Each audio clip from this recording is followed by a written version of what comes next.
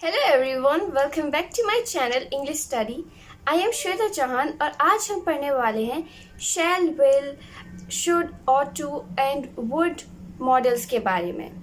आप इस वीडियो को एक मूवी की तरह ना देखें, बल्कि एक कोचिंग सेंटर में जैसे आप पढ़ाई करते कि स्कूल में पढ़ते, एक डिसिप्लिन के साथ एक कॉपी पेन लेकर बैठे, इसके रूल्स को नोट करें, इसके एग्जाम्पल्स को डेली कॉन्वर्सेशन लाइफ में यूज़ करें so that you can be familiar with this models. Okay, अगर आप इन मॉडल्स को पढ़ना चाहते हैं तो आपका डिसिप्लिन, आपका कॉन्सेंट्रेशन, आपका फोकस इस वीडियो पे होना चाहिए और साथ में जो मैं पॉइंट्स बताऊं उनको आप अपनी कॉपी में नोट डाउन करते रहें। So if you want to learn, let's continue. आज हम पढ़ेंगे शैल एंड विल का use. In future tense, helping verb shall is used with I and we only. Helping verb will is used with all others. तो अभी तक हम पढ़ चुके हैं कि फ्यूचर टेंस जो होता है उसमें हेल्पिंग वर्ब होती है शैल और विल। शैल जो होती है वो सिर्फ आई और वी के साथ यूज़ होती है, बाकी विल सभी सब्जेक्ट के साथ यूज़ होती है। When you are to make commitment or warn someone or emphasize something, use of will, shall is reversed. Will is used with I and we and shall is used with others. Common में शैल का use आई और we के साथ होता है और will का आई और वी को छोड़ के सब के साथ। लेकिन जब हमें कोई कमिटमेंट करनी है, जब हमने कोई इरादा कर लिया है कुछ करने का, किसी को चेतावनी देनी है या किसी चीज़ के बारे में विस्तार से बताना है, तो यहाँ पर विल और शैल का यूज़ एक्सचेंज हो जाता है, एकदम उल्टा हो जाता है, रिवर्स हो जाता है। विल जो होता है वो आई और वी के साथ यूज़ होता है, बाकी शैल अदर सब्जेक्ट के साथ यूज़ होता है। तो इस तरह से शैल और विल का यूज़ रिवर्स हो जाता है डिफरेंट कंडीशंस में। वैसे ये तो था इसका रूल, ये इसकी डेफिनेशन, लेकिन आमतौर पर आजकल हम शैल का यूज़ बहुत कम करते हैं कि विल अब हर एक सब्जेक्ट के साथ यूज़ होता है। अब ये बहुत कॉमन हो गया कि हम विल को सब के साथ यूज़ करें। शैल एक तो फ्लो में नहीं लगता है, ना फ्लुएंट लगता है जब हम बोलते हैं, लेकिन विल हर एक के साथ यूज़ किया जा सकता है। इसलिए विल का यूज़ हम हर एक सब्जेक्ट के साथ करते हैं आजकल in speaking English. Okay, let's look at the examples we have. तो फर्स्ट एग्जाम्पल है, मैं ये पुस्तक सोमवार को प्रकाशित करूँगा। I shall release this book on Monday. जब हमने आई शैल का यूज़ किया है तो ये सेंटेंस अपने आप ही नॉर्मल लग रहा है कि हाँ, ये नॉर्मल सी बात है कि वो सोमवार को प्रकाशित कर देगा। लेकिन जब हम कहें I will release this book on Monday, तो ये एक कमिटमेंट है कि आप यह किताब को सोमवार प्रकाशित कर ही देंगे। यह किताब सोमवार को प्रकाशित कर दी जाएगी, क्योंकि हमने यहाँ पर आई के साथ विल का यूज़ किया है। जब हमने आई के साथ शैल का यूज़ किया था तो ये सेंटेंस एकदम नॉर्मल था, क्योंकि आई के साथ या वी के साथ हमेशा शैल या का यूज़ होता है। विल का यूज़ हमेशा जब कोई वार्निंग देनी हो या फिर आपको किसी के बारे में एम्फेसाइज़ करना हो या फिर कुछ नेसेसिटी है, कुछ सर्टेनिटी है जो आपको करना ही है, कमिटमेंट है, वहाँ पर ये रूल रिवर्स हो जाता है। ओके, तो इस तरह से चेंज होता है शैल और विल का जब हम आई के साथ यूज़ करते हैं। तो मतलब सिर्फ हेल्पिंग वर्ब हमने चेंज किया है, ऊपर वाले में शैल है और नीचे वाले में विल है, बाकी वैसा ही है। इसी से जो सेंटेंस के इंटेंशन है, नॉर्मल है या फिर कमिटमेंट है, ये चेंज हो जाता है। थर्ड एग्जाम्पल, वह मेरे कमरे में प्रवेश नहीं करेगा। He will not enter my room. ये एक नॉर्मल सेंटेंस है, he will not, because he के साथ और बाकी सब्जेक्ट के साथ विल का यूज़ होता है। लेकिन अगर हम कहें he shall not enter my room, वह मेरे कमरे में प्रवेश नहीं करेगा, तो ये कमिटमेंट है, क्योंकि ही के साथ विल का यूज़ होता है। शैल का यूज़ तभी होता है जब कोई कमिटमेंट हो या वार्निंग हो। ओके, आगे देखते हैं। We shall be punished for not accepting his proposal. Now अब ये हम पहले ही पढ़ चुके हैं ना फर्स्ट पार्ट, कि जब भी मॉडल हो उसके साथ वर्ब की फर्स्ट फॉर्म का यूज़ होता है। लेकिन अगर मॉडल के बाद बी हो या फिर हैव हो तो वर्ब की थर्ड फॉर्म यूज़ होती है। लेकिन इसमें एक एक्सेप्शन है, फ्यूचर कॉन्टिन्यूस में विल या शैल के बाद बी का यूज़ होता है और वहाँ पर हम वर्ब की फर्स्ट फॉर्म के साथ ing लगाते हैं। ये एक एक्सेप्शन है। ओके, तो यहाँ पर हमने शैल बी विल बी का यूज़ किया है। जो 2 सेंटेंसेस हैं हमारे, उसमें हमने वर्ब की फर्स्ट फॉर्म के साथ ing का यूज़ किया है। ओके, तो फर्स्ट एग्जाम्पल जैसे हम पढ़ चुके हैं, हम उनके प्रस्ताव को स्वीकार नहीं करने के लिए दंडित किए जाएंगे। ये एकदम नॉर्मल सेंटेंस है, लेकिन अगर यहाँ पर हम इसकी हेल्पिंग वर्ब चेंज कर दें तो we will be punish for not accepting his proposal. ये एक धमकी है, एक थ्रेट है और ये डेफिनेट लग रहा है कि हाँ, हमें दंडित किया ही जाएगा। We will be punished. He shall pay you all the money on Friday. He के साथ शैल का यूज़ हुआ है, मतलब सिचुएशन रिवर्स है, या तो कोई कमिटमेंट की है या फिर ये एक प्रॉमिस है। ठीक है, तो यहाँ पर ये प्रॉमिस को दर्शाता है कि वह आपको शुक्रवार को सभी पैसे दे देगा। ओके, तो ये एक प्रॉमिस किया जा रहा है। लेकिन अगर हम यहाँ पर ही के साथ विल का यूज़ करते तो he will pay you all the money on Friday. ये सेंटेंस एकदम नॉर्मल है, वह शुक्रवार को आपको सारे पैसे दे देगा। लेकिन यहाँ पर ये है कि नॉर्मल है, वो दे भी सकता है या नहीं दे सकता, लेकिन ही के साथ जब हमने शैल का यूज़ किया तो ये एक प्रॉमिस बन जाता है कि वो ये काम कर ही देगा। अब यूज़ देखते हैं शैल और विल का वन बाय वन, एक एक करके।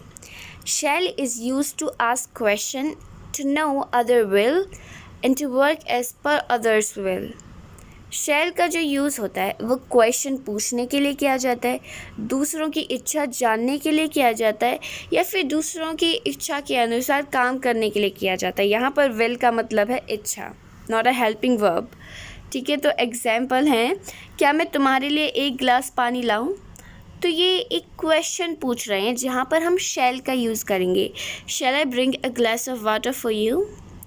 क्या मैं इस बैग को यहाँ रखूँ? Shall I keep this bag here? मैं उसके लिए कौन सा कलम खरीदूँ या खरीदूँगा? Which pen shall I buy for her? क्या मैं आपके लिए एक सीट खाली रखूँ? Shall I keep 1 seat vacant for you? तो ठीक है, शैल का यूज़ इस तरह से किया जाता है क्वेश्चन पूछने के लिए, दूसरों की इच्छा जानने के लिए। अगर बात करें विल की, then will is use to express will, wish, command, determination as well. तो जो विल का यूज़ होता है वो ये किसी की इच्छा एक्सप्रेस करने के लिए किया जाता है, कोई कामना एक्सप्रेस करने के लिए किया जाता है, या फिर आपको कोई ऑर्डर देना है, या फिर मे बी आपने कुछ निश्चित कर लिया है, आपके पास कोई इरादा है, उन सभी को एक्सप्रेस करने के लिए हम विल का यूज़ करेंगे। I will make him apologize again. मैं उससे फिर से माफ़ी मंगवाता रहूँगा। I will deliver the letter at your home. ये विलिंगली है, लाइक आप इच्छा है कि आप उसके घर पत्र दे देंगे। ठीक है, I will deliver the letter at your home, मैं आपके घर पर पत्र दे दूँगा। ये विलिंग है। Soldier will kill the enemy और die in the war field. सैनिक दुश्मन को मारेंगे या युद्ध के मैदान में मर जाएंगे। ये एकदम डिटर्मिनेशन है, ये दृढ़ निश्चय है कि ये होना ही होना है, क्योंकि एक वॉर में या तो मरना होता है या फिर मारना होता है। तो ये एक दृढ़ निश्चय है, इसलिए हमने यहाँ पर सोल्जर विल का यूज़ किया है। Nobody will bring their mobile in the examination hall. परीक्षा हॉल में कोई भी अपना मोबाइल नहीं लाएगा। ये एक कमांड है, ये एक ऑर्डर है जिसके साथ हमने विल का यूज़ किया है। विल का यूज़ थर्ड पर्सन के साथ भी किया जाता है। ओके, जब हम किसी नॉर्मल आदत को बताते हैं, और वांट का यूज़ क्वेश्चन में किया जाता है। वांट का मतलब होता है विल नॉट, जिसको कॉन्ट्रैक्शन में हम वांट कहते हैं। जब भी ज़्यादातर हम वांट का यूज़ करते हैं तो ये ज़्यादातर तात्पर्य होता है क्या आप इन्विटेशन को ठुकरा रहे हैं। ओके, फॉर एग्ज़ाम्पल, क्या आप हमारे साथ डिनर नहीं करेंगे? Won't you join us at dinner? Won't you join us at dinner? क्या आप एक कप कॉफ़ी नहीं लेंगे? Won't you have a cup of coffee? वह फंक्शन में साड़ी पहनेगी। She will wear sari in the function. क्या आप मेरे साथ नहीं आएंगे? वॉन्ट यू कम विद मी?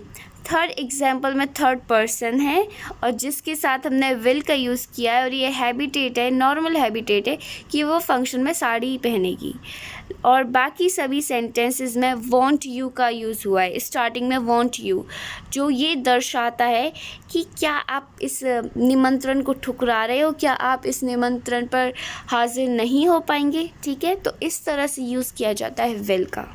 शैल और विल के बाद देखते हैं अगला मॉडल, वो है शुड और ought to. Should and ought to can be used with little difference in meaning when we express about duty, moral obligation, advice, probability. In negative sentence not comes between ought and to, that is ought not to. Should का और ought to का use छोटे से difference के साथ होता है, वरना मीनिंग दोनों का सेम होता है। दोनों ही एक्सप्रेस करते हैं अपने कर्तव्य को, ओके, एक लाइक मोरल ऑब्लिगेशन को, किसी की सलाह को, संभावना को। ठीक है, शुड और ought to का यूज़ ही वहीं किया जाता है जहाँ पर आपको कोई कर्तव्य याद दिलाना हो, सलाह लेनी हो, कोई संभावना जाहिर करनी हो या फिर कोई नैतिक काम करना हो। नेगेटिव सेंटेंसेस में शुड के बाद नॉट आ जाता है और ought to के बीच में नॉट आता है, ought और to के बीच में, जो बन जाता है ought not to। For example, आपको अपनी पुरानी कार बदलनी चाहिए, ये एक एडवाइस है जिसके साथ हम ought to का भी यूज़ कर सकते हैं और should का भी यूज़ कर सकते हैं। You ought to change your old car और you should change your old car। दोनों ही एडवाइस हैं, लेकिन ज़्यादातर हम शुड का ही यूज़ करते हैं क्योंकि ये बोलने में काफ़ी आसान लगता है और बोलते टाइम आपकी एक्सेंट जो है वो फ्लो में रहती है शुड बोलते टाइम। ought to के ये ought to और एक और मॉडल है used to। ये दो ही ऐसे मॉडल हैं जिनके बाद हम to का यूज़ करते हैं, बाकी किसी के भी साथ इन्फिनेटिव to का यूज़ नहीं होता है। और जहाँ भी टू का यूज़ होता है इनको हम सेमी मॉडल्स कहते हैं। ओके, अर्ध मॉडल।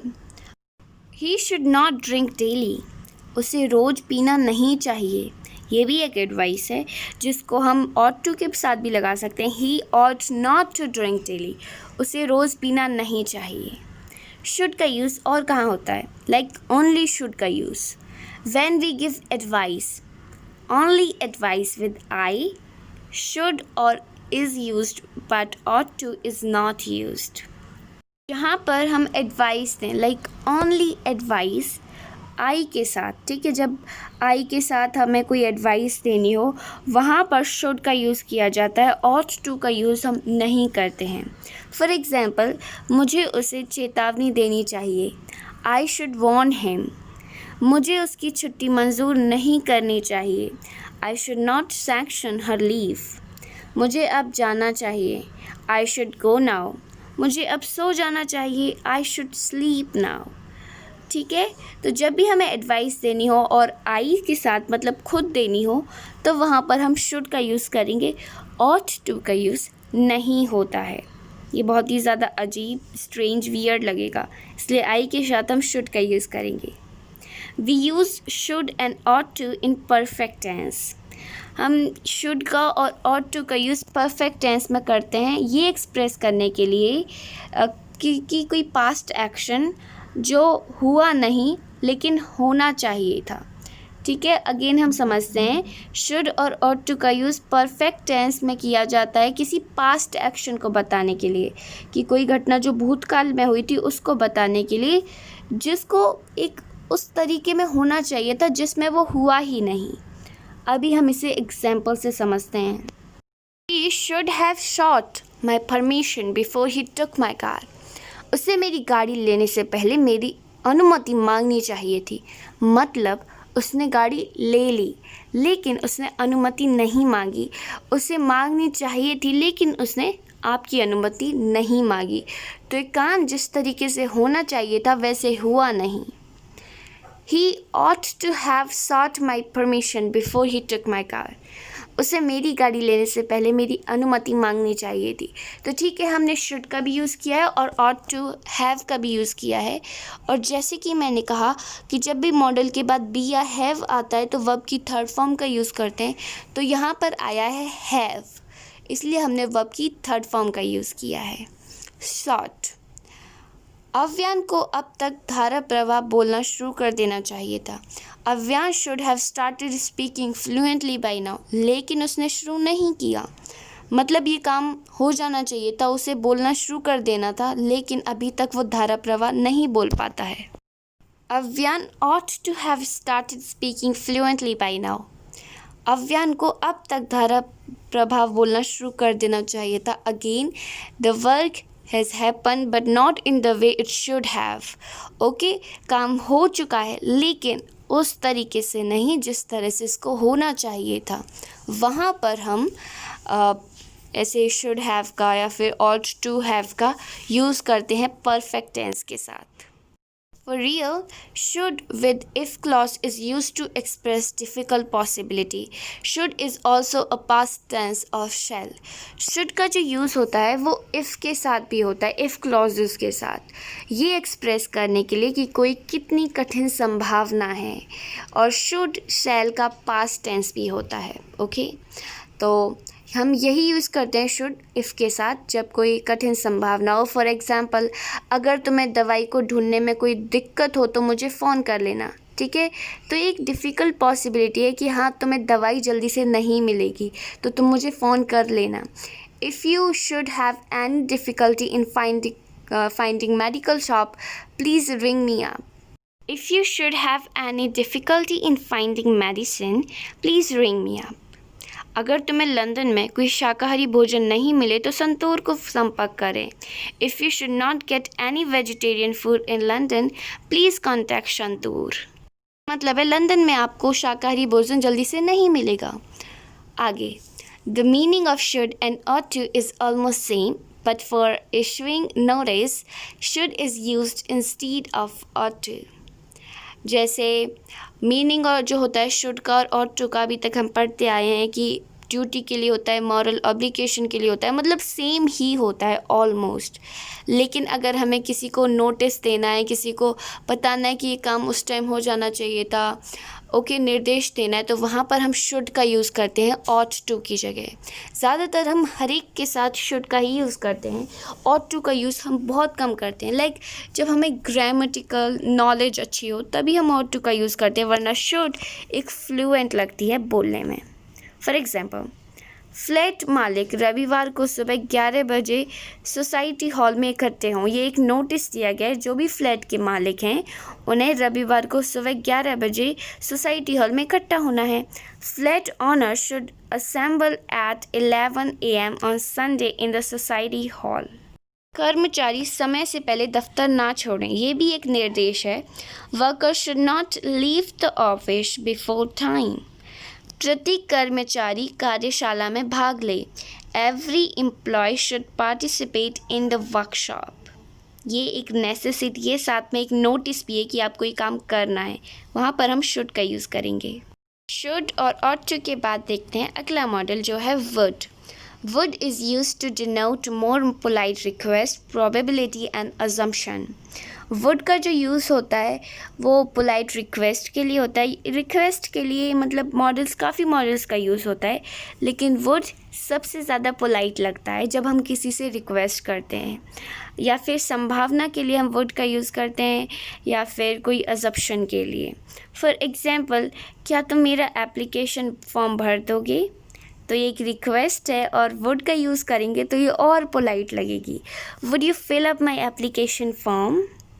क्या तुम नमक मेरी तरफ सरकाओगे? Would you please pass the salt to me? क्या आप मुझे कमरा सेट करने में मदद करेंगे?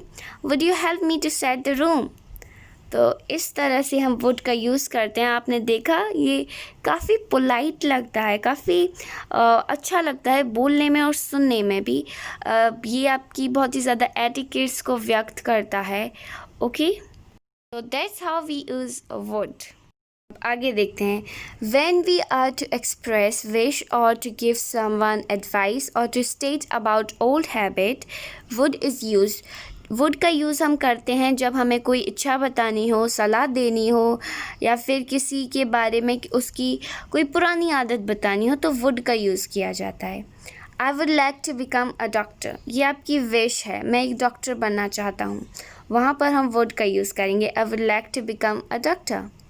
मैं आपको सलाह दूंगा कि अब ये नौकरी ना छोड़ें, I would advice you to not leave the job now, ये एक एडवाइस है जहाँ पर भी हमने वुड का यूज़ किया है। अब आगे है, बिस्तर पर जाने से पहले वह रोज़ाना चाय लेते थे, he would take tea daily before going to bed, ये एक ओल्ड हैबिट है। तो देखा वुड का वुड का यूज़ कैसे डिफरेंट सिचुएशन में यूज़ किया जा रहा है। फर्स्ट सेंटेंस में ये इच्छा बताने के लिए, विश के लिए, कामना के लिए यूज़ किया गया है। सेकेंड एग्जाम्पल में ये सलाह, एडवाइस के लिए यूज़ किया गया है। थर्ड एग्जाम्पल में ओल्ड हैबिट, कोई पुरानी आदत। Would is use to express imagination और डीप डिज़ायर, वुड का यूज़ जो होता है वो एक कल्पना करने के लिए भी होता है, या फिर आपकी बहुत ही गहरी कोई इच्छा हो, गहरी कुछ काम करने की कामना हो, ठीक है, वहाँ पर हम वुड का यूज़ करते हैं। फॉर एग्ज़ाम्पल, यदि मैं प्रधानमंत्री होता तो मैं भी समाज के छोटे कुछ लोगों को वरीयता देता। If I were the Prime Minister, I would also have given priority to downtrodden people of the society.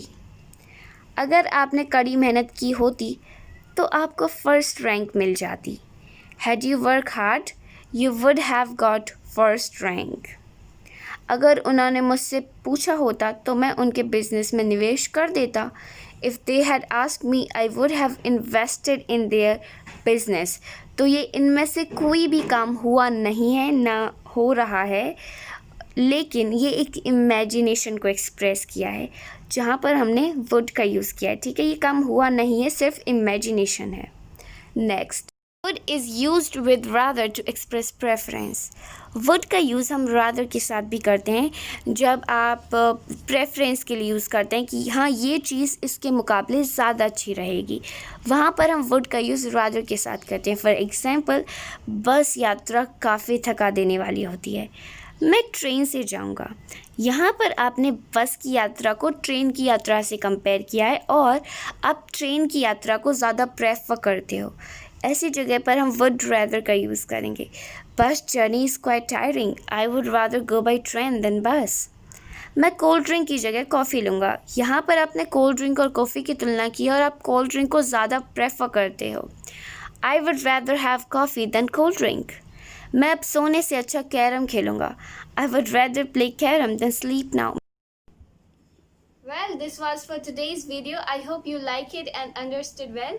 If you do, then hit the like button and subscribe my channel for more informative and interesting video like this.